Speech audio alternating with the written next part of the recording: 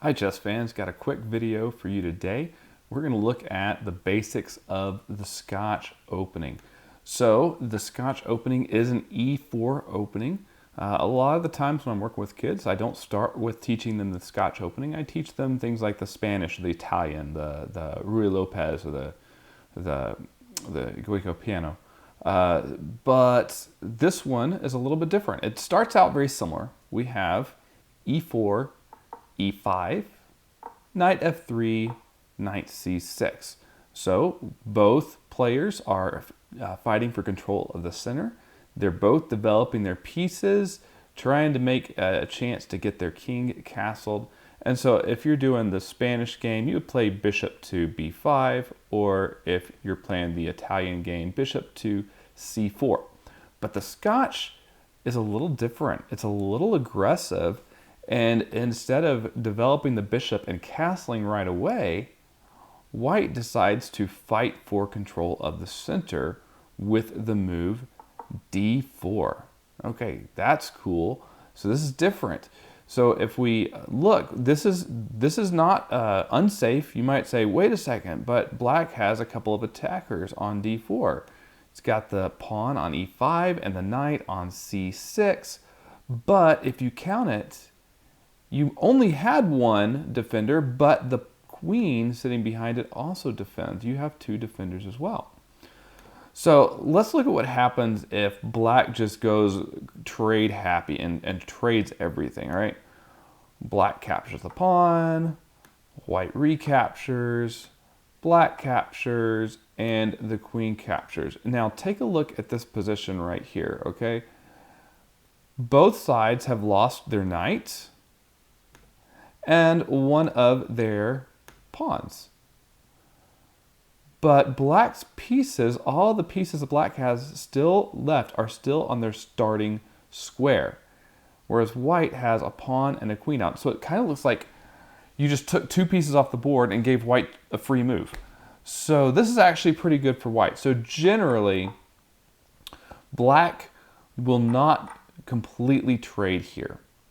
It's pretty common for black to go ahead and trade pawns, but not the knight. Instead, black says, well, I can develop and put extra attackers on the knight. And so that's a pretty common move for black, is to bring this bishop out to C5. So white has to do something about this knight to protect it. And so it's pretty common to see the move like bishop E3. Okay, so this actually sets a trap as well, which is why I wanted to show you this. If you're familiar with the Scotch and your opponent's not, it's very common for them to fall to this trap. They're thinking, okay, I've got my bishop out, now's my chance to bring the knight out and attack your pawn. But if they do that, that's going to be very bad for them, okay? So let's see what happens. Uh-oh, this is a blunder. See if you can spot white's move that is so devastating to black, okay? It's kind of tricky. All right, did you find it?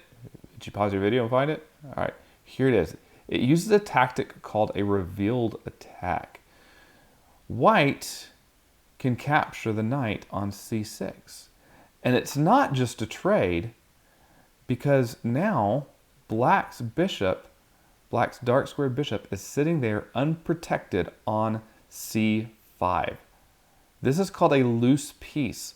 When you have a piece that is on the board that does not have any defenders, or it does not have more defenders than attackers, it is called loose because it becomes a target very quickly. And so the phrase in chess is loose pieces drop off. I said, well, why can't black just take the bishop? Well, you did notice, right, that the knight is threatening the queen. You can't take the bishop. Yeah, you try to take the bishop, then the queen is lost. Okay, so instead, white has to do something like capture the knight with one of these two pawns.